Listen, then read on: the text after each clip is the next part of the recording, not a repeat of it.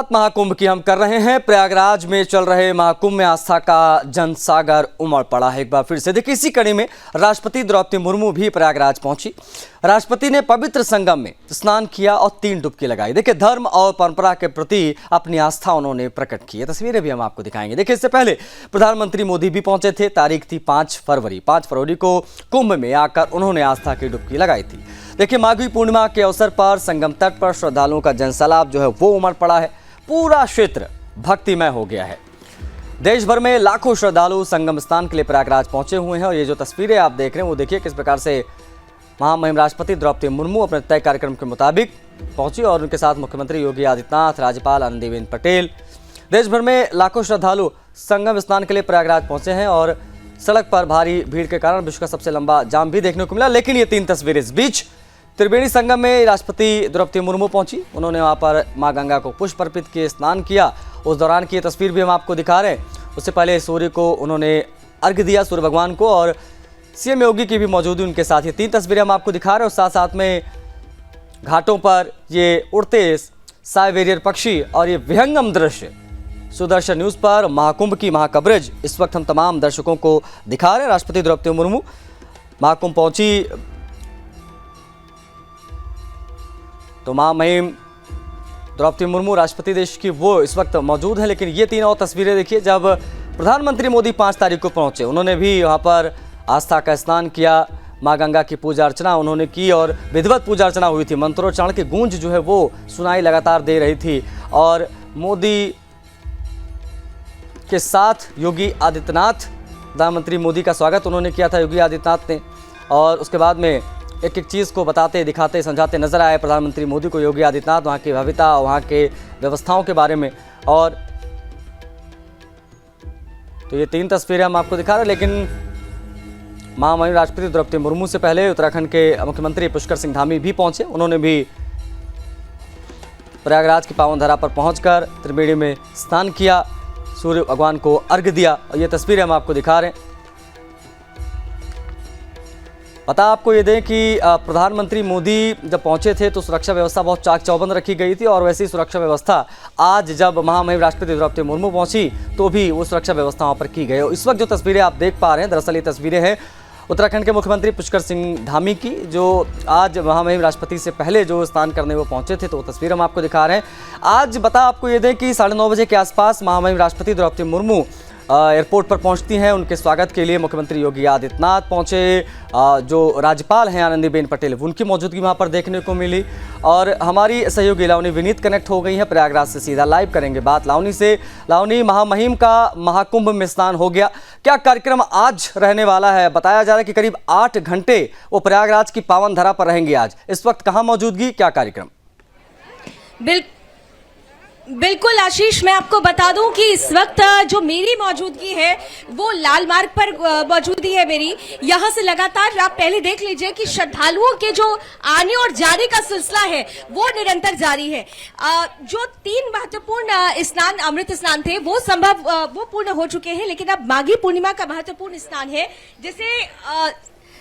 जिसमें पावन डुबकी लगाने के लिए यहां आस्था का जन सैलाब उमड़ पड़ा है। और जिस तरीके से आपने महामहिम राष्ट्रपति की बात की, तो आपको बता दें कि आस्था की डुबकी उन्होंने लगा ली है। और बेहद खास है ये पल, क्योंकि पहले प्रथम राष्ट्रपति के बाद डॉक्टर राजेंद्र प्रसाद के बाद राष्ट्रपति द्रौपदी मुर्मू ने आस्था की ये डुबकी लगाई है। और इसके बाद वो अक्षय वट और खास तौर से लेटे हुए हनुमान जी का दर्शन करेंगी। अक्षय वट यानी कि जो अमरता का प्रतीक है, और साथ ही साथ लेटे हुए हनुमान जी, जिन्हें प्रयागराज का कोतवाल कहा जाता है, वहां पर भी ये कहा जाता है कि आस्था की डुबकी लगाने के बाद अगर आपने उनका दर्शन पूजन नहीं किया तो वो यात्रा अधूरी मानी जाती है। तो ये विशेष कार्यक्रम है खास तौर पर। और सबसे बड़ी बात कि जो परिस्थिति बनी हुई है उसे देखते हुए ये जो क्राउड मैनेजमेंट का प्रोग्राम किया गया है, जिस तरीके से 1 वे किया गया है, वो अपने आप में बेहद खास हो जाता है। मैनेजमेंट बहुत अच्छा कर दिया गया है। जाम विश्व का सबसे बड़ा लगा,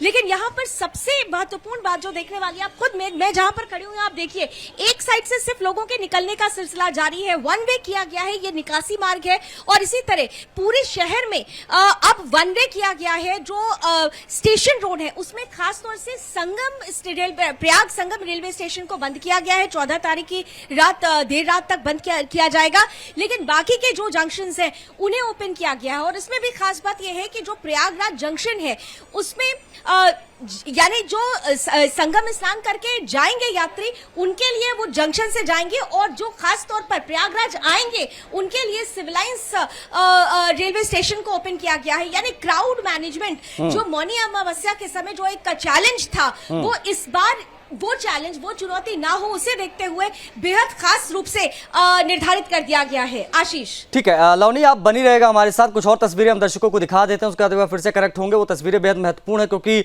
ऐसी जानकारी मिली है कि अपार जो आस्था है वो लोगों की देखने को मिल रही है, लेकिन वाहनों की लंबी कतार। बहुत सारे लोग अपने अपने वाहन से प्रयागराज जाना पसंद कर रहे हैं। और देखिए, ये विश्व का सबसे लंबा जाम बताया जा रहा है।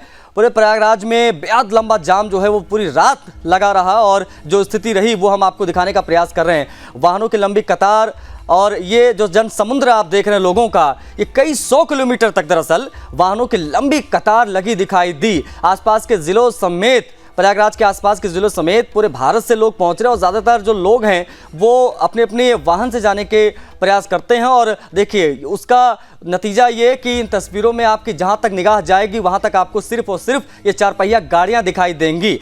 ये सबसे लंबा जाम अब तक का आप कह सकते हैं, और अब तक भारी संख्या में लोग पहुंच चुके हैं। सुबह से लंबी कतारें लोगों को देखने को मिल रही हैं, लेकिन ये दो तस्वीरें अपने आप में बताने के लिए काफ़ी हैं। ये प्रत्यक्ष प्रमाण है कि आखिर वाहनों की कितनी लंबी कतार है, लोगों की आस्था कितनी अपार, लेकिन साथ साथ में ये जो जाम की स्थिति है उससे भी लोगों को दो चार होना पड़ता है और होना पड़ रहा है। लावनी हमारी सहयोगी लगातार बनी हुई है। लावनी, ये एक लंबी कतार दिखाई दी इस वक्त स्क्रीन पर जो हमने दिखाया दर्शकों को, जब तमाम वाहन जो है वहां पर घंटों खड़े रहे।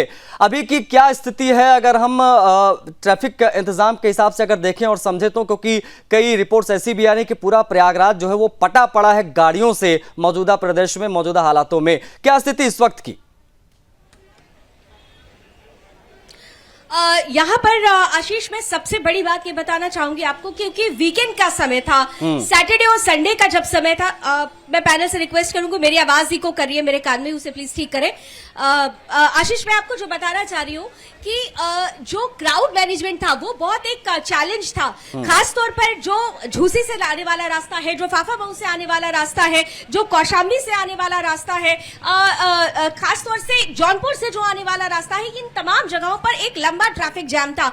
लेकिन देर रात धीरे धीरे इसे मैनेज करने का प्रयास किया गया है। हालांकि अभी मैं आपको बता दूं कि जो मिर्जापुर वाली रोड है, जो मिर्जापुर से यात्री यहां आना चाहते हैं, या फिर जो कौशाम्बी की तरफ से चले आ रहे हैं, जो जसरा की तरफ से चले आ रहे हैं, उन्हें दिक्कतों का सामना करना पड़ेगा, क्योंकि 20 से 25 किलोमीटर लंबा ट्रैफिक जैम अभी भी है।